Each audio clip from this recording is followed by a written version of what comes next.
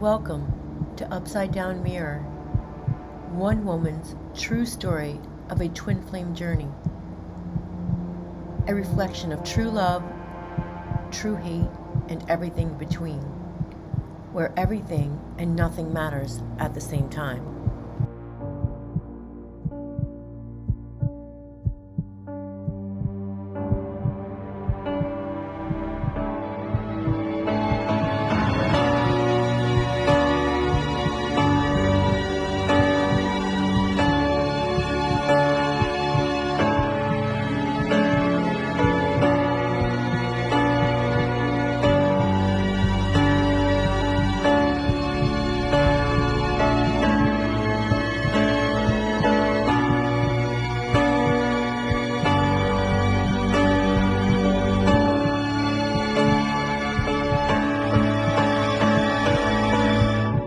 Paradigms shatter as mirrors of shadows cut through indestructible layers, testing the sands of time.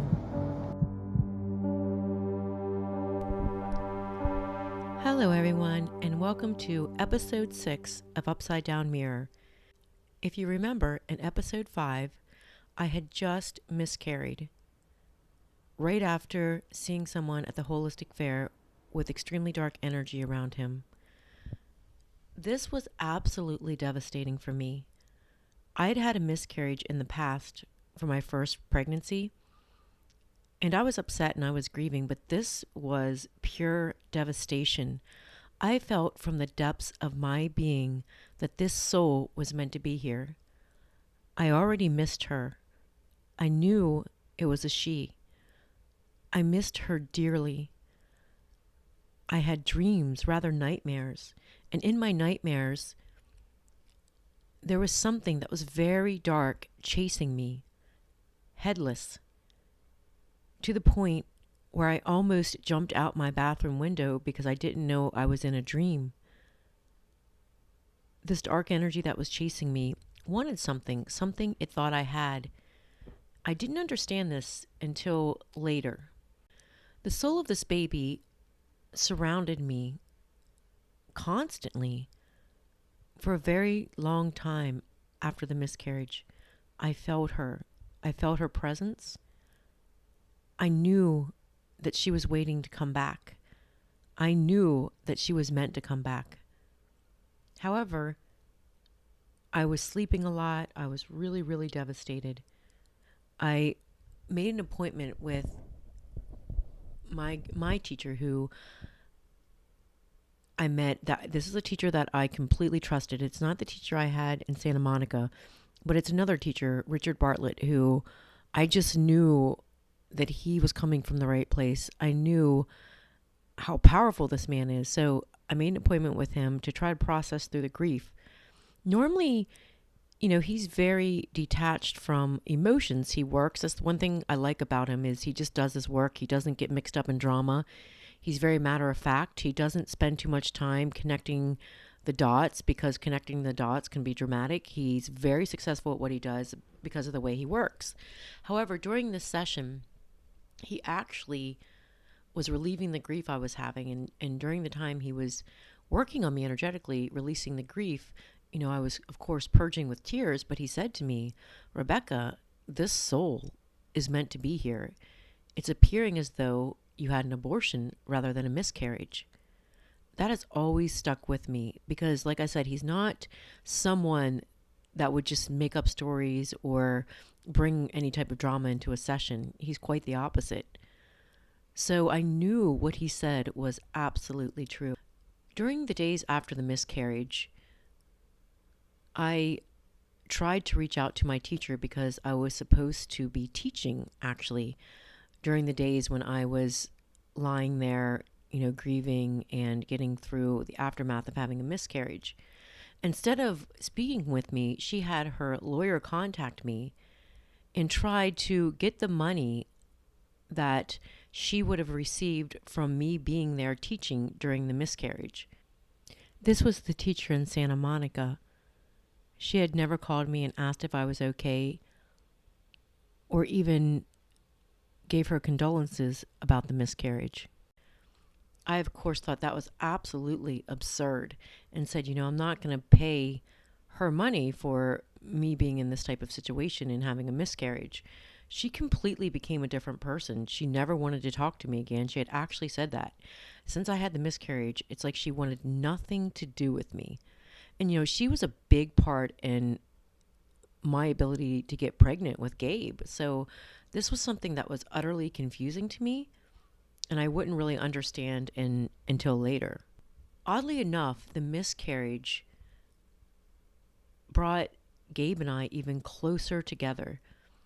I was planning on him living in California up until I had the baby, and even afterwards, we were making plans about me bringing the baby down to visit him, etc. But he was very supportive during the miscarriage, thanking my friends who were there with me in Pennsylvania during the process. And we both collectively felt the urge to be together permanently, for him to move in with me, which was big for me because I had never even contemplated him moving in with my kids. For someone to live with my kids, I would have to completely trust them. So at that time, I did. I completely trusted him. I thought, he was going to be there for me during the pregnancy. He was very excited about the pregnancy. He expressed his desire to be a family man. He's there for me now. He's saying and doing the right things. I missed him tremendously. So we had made plans for him to come and live with me permanently. So in about 6 weeks, he was meant to come live with me permanently. We had booked him an airplane ticket. I was going to pick him up. I was planning on picking him up from BWI. So, everything was really good. However, about 3 weeks after the miscarriage, I had scheduled a theta healing course to be taught inside my home.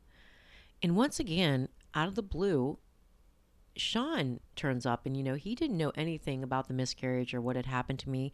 Him and I hadn't really spoken since, other than Facebook messages here and there, since the last time he had been there to visit me during the masquerade ball. But he was getting my emails because he had subscribed to my email list, and he said, I'm very excited to learn theta healing.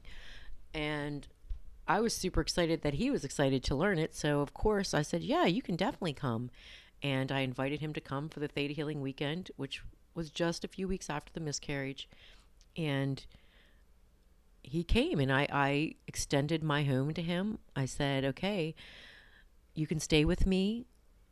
And when he got to my house, which was a couple days before the actual class, and he was staying with me, I told him everything that had happened to me because, I thought it was fair for him to understand my involvement with Gabe, that I was pregnant, had been pregnant with Gabe's baby, that I just lost the baby. I proceeded to tell him how devastated I was. And during the time of me telling him, he just held me while I cried because I started bursting out into tears because with him being around, I felt the loss of that baby probably 100 times more than what I had previously. So that was quite odd. He was there with me, holding me, consoling me. Just, it was beautiful. And during the course, he was super interactive with me, helped me out. I remember looking at him thinking, gosh, this guy's amazing. He's absolutely gorgeous. He's completely nice. He was tapping into my needs and wants and desires and fulfilling them. He was easy to be around.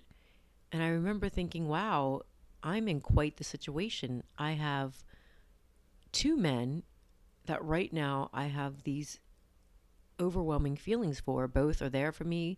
Both are trying to help me through the process. This podcast is about me being honest. And if I wasn't going to be honest, then it wouldn't be fun for you guys to listen to this. So I am going to be honest. I was really confused, and I was intimate with Sean during this process of him coming to visit me. And he was making love with me. However,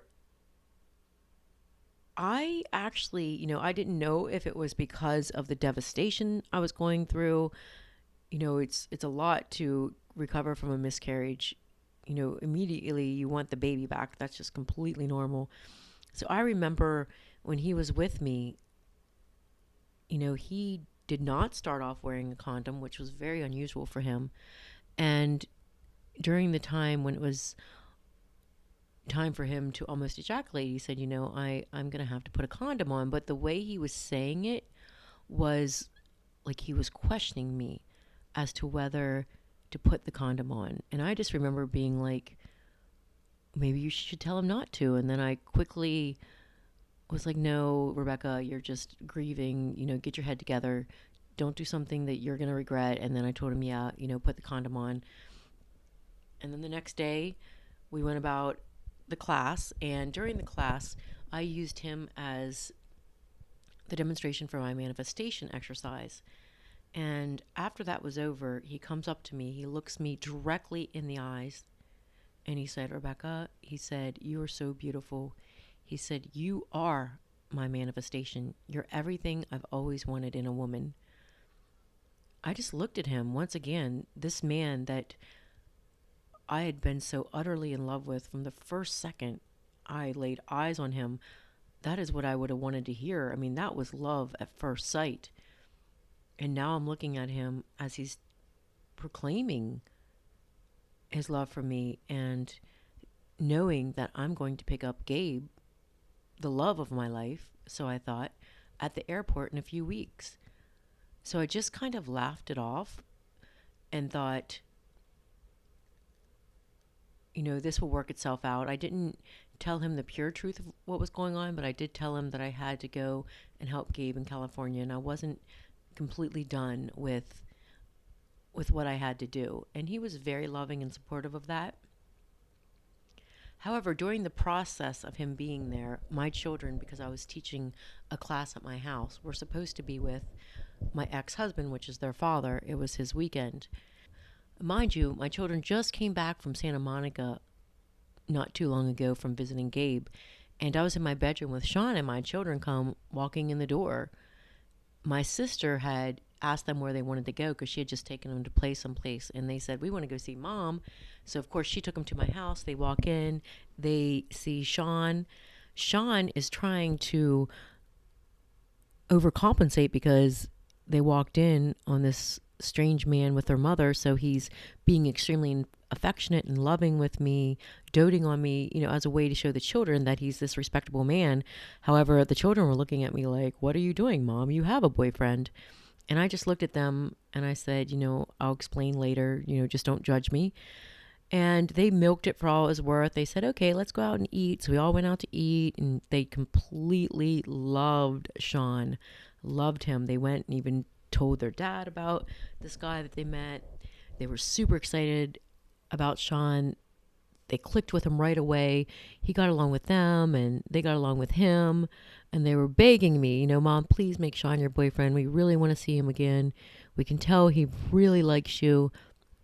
Is he going to come back? And they said this right in front of him. And then I just looked and I said, we'll see. And we were all out in the driveway when Sean got his stuff together. He got in his car and he left. And I remember watching him pull away thinking, wow, things are certainly getting complicated right now. This was, once again, in probably June of 2013 because I was going to go pick up Gabe in July from the airport. So just as planned, I went and I picked up Gabe from the airport. He had his bags. He was excited to see me. And I was going to start my new life with him living with me full time in my home with my children who were there half the time.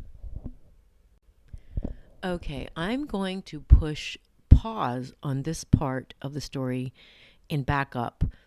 There's so many twists and turns to this story that sometimes I forget to mention things. And this is a really go with the flow podcast because I'm being very authentic. And I did forget to mention something that is going to be quite important in future podcasts. And that is, shortly after I met Gabe, even before he kind of went insane, he started acting really bizarre about my abilities. Basically, Gabe had told me his father had fell in love with this woman from a different country whose husband was of amazing influence of that country and was a billionaire. And his father and that woman that he was in love with killed her husband. She consequently got the money. However, they found out it was murder. The money was frozen, and his father and her were running between different countries because the country that they were talking about was communicating with this country. So they were trying to legally pick up his father, and his father was trying to hide. And he said that there was billions of dollars somewhere in an account. And this was at the way beginning when I met him, when he was really kind of narcissistic. And he wanted me to use my psychic abilities to tell him where the money was, or tell him where his father was, so that he could get some of the money. I know I absolutely wouldn't do it. I kept saying to him, that's, if this is true, that's blood money. You don't really want that. You're a very smart man. You can make your own money. And I remember him actually getting really angry with me. And a couple times during our meditations, he would yell at me to do it. And I would just look at him really strange and weird. And I felt uncomfortable. I'm like, no, I'm actually not doing that. And then when he started to go crazy, I remember thinking, okay, this is some delusion that he's made up in his mind. However, when I started talking with his brother through his breakdown, I actually asked his brother this. I'm like, is this true? And his brother said, yeah, it is. My dad had to send him some stuff like chloroform. We didn't know why my dad wanted it. We had no idea what he was going to do with it, but it was in a different country. We sent it to him, and then this happened. And so his brother said, yeah, this is a true story. And, I was quite shocked. I'd never, ever met Gabe's father. Gabe never talked to his father, not even one time, the entire time we'd been together. So his father was definitely out of the picture. No one knew where he was. No one knew what he was doing. But I do know that Gabe was at one point very concerned about getting his piece of that pie. When Gabe came back, he took a few days to settle in, and then he wanted to start working at my practice, which was an ordeal within itself because the people that worked there already knew that he had worked there as a doctor and what he did. But I had him working in billing and doing some administrative work. Before he left, and this is also a very important part of the story, he was beginning to implement a telemedicine program because that's something that he was really big about at WVU. So he was really dead set on starting the telemedicine program because we lived in a rural area. And so that's something, when he went back to work, he did the billing, the administrative stuff, and started to focus on the telemedicine program. Once people realized how much he had truly changed at work, he was looking at me differently, treating me differently. People were even saying, wow, he's truly in love with you. He's very different, Rebecca. We didn't really believe you, but he is different. They started to accept him. He was awkward, and that is very, very true, because even though he came to live with me and very docile, like I said, he basically did everything my children wanted him to. He would be sitting there and they would be like, hey, let's go get milkshakes. He would take them to get milkshakes. He would never say no to them. He was never harmful to them, never raised his voice to me. And it seemed like, we functioned pretty well. Like, we both cleaned the house, cooked dinner. He cleaned up after I cooked the dinner.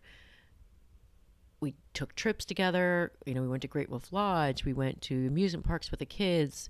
We went to different places. It was exactly what I wanted in my family life. But he was still very, very, very distracted.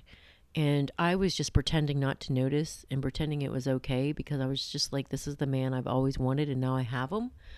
But sometimes when he looked at me, it was like he was missing. The Gabe I knew wasn't there. He had some expression behind his eyes, but it's like it was a different soul, or a vacant soul. And this very much presented itself in our sex life, which was very random and fast. And like I had said, his penis shrunk. It was nothing like it was before. I mean, there was no tantra. I missed that so much. That had been such an important part of our previous relationship, that this was quite a change for me. Like I said, it was like I was dating a different man, but I thought I was in love with the man. So, I just kind of dealt with it. Sean would reach out here and there, and I told him the truth about everything. I told him that I was with Gabe, that Gabe was living with me. Sean never gave up, though. He still made sure to stay in contact with me through the entire process. Things went on like this for a year after he came back, working in my practice, taking some trips together, having a pretty functioning family life. He definitely wanted to get me pregnant. He wanted to have a baby still. I mean, that was something he was extremely adamant about, even for how distant he was and distracted. He wanted to have a baby. I must have taken about 50 negative pregnancy tests within like a year. It just wasn't happening.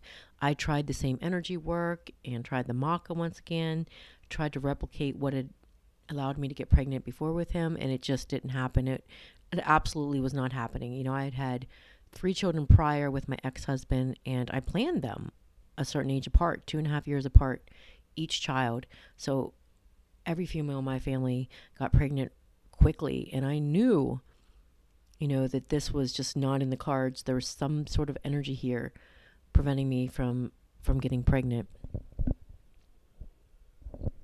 Gabe was still talking to himself, muttering stuff to himself, making some strange hand movements. But I remember just thinking, okay, this is him recovering from an extreme psychotic breakdown. And I felt like it was the aftermath of that. Like when he was talking, he was really just talking to himself as kind of a self-soothing behavior. Didn't really think too much of it until later. I've always been someone who gets really, really strong messages, and I know when to follow them. In the year 2014, I got a very strong message that I needed to attend an ayahuasca ceremony. I got this message in July of 2014. I planned a ceremony in Peru for that November. However, I got a message, an even stronger message, that I needed to do it sooner than that it was very important that I do this ceremony as soon as possible. So I planned a trip with Gabe to Peru, and he was all for it. He agreed to do the ayahuasca with me. It's the first time I'd ever done it. And he even said, okay, we're going to get spiritually married. When we're in Peru, we're going to say our wedding vows. We're not going to get legally married. He had wanted to get legally married, but I was not going to do that. And so I agreed to the spiritual marriage, which we agreed to do while we were in Peru. So we took the journey to Peru, drove the motor cars to Iquitos in the Amazon rainforest, prepared to stay for about 2 weeks for the first trip. During the process of the ceremony, the shamans interview you. So you go in, they speak Spanish, there's a translator, and they read your energy and they ask for your intentions. By this time, it had been over a year, well over a year since I'd had the miscarriage. It still haunted me, but it's not something that I thought I carried with me everywhere I went. But immediately when I was having my assessment with the shaman said, okay, you're here to work on the abortion you had or process through the abortion you had. And that's what the translator told me. And I said, no, I didn't have an abortion. It was a miscarriage. And then the shaman said, well, it feels like an abortion. The baby was supposed to be here. It was taken. He said the exact same thing as Richard Bartlett said. And I just got chills because I was like, wow, this is a very important baby. And I don't know why the baby's not coming in. I tried to get pregnant. It just wasn't happening. Like I said, probably about 50 negative pregnancy tests. It was not happening. So Gabe and I, we did our spiritual marriage before we did the ayahuasca.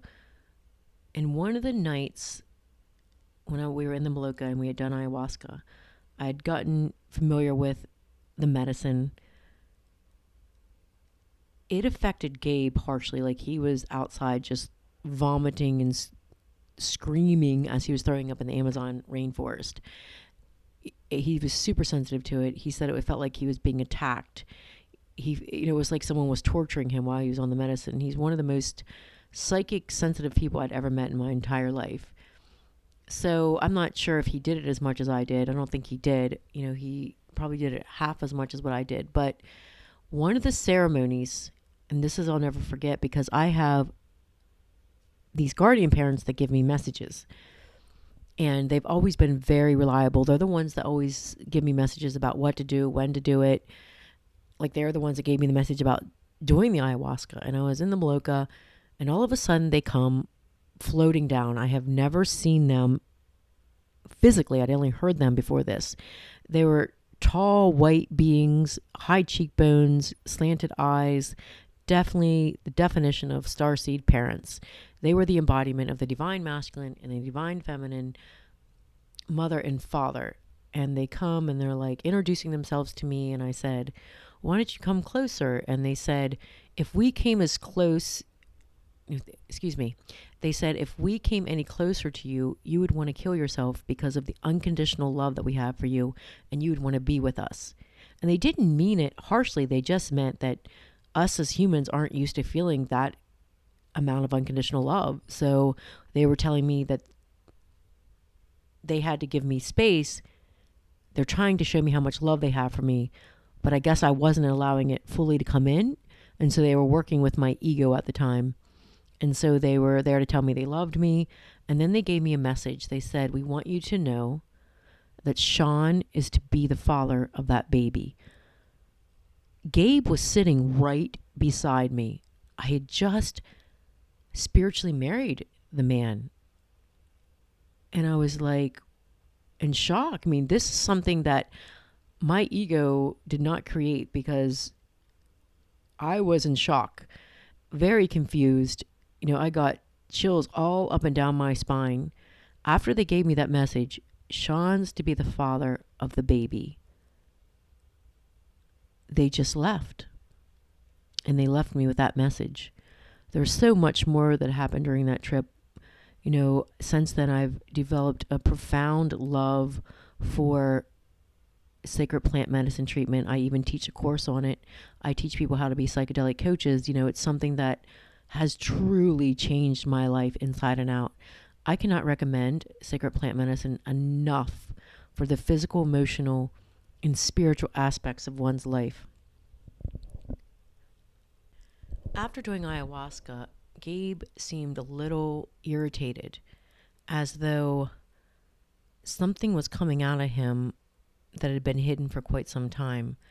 I remember having little fights with him, thinking, okay, what's going on here? Why is he starting to act mean and hateful at times?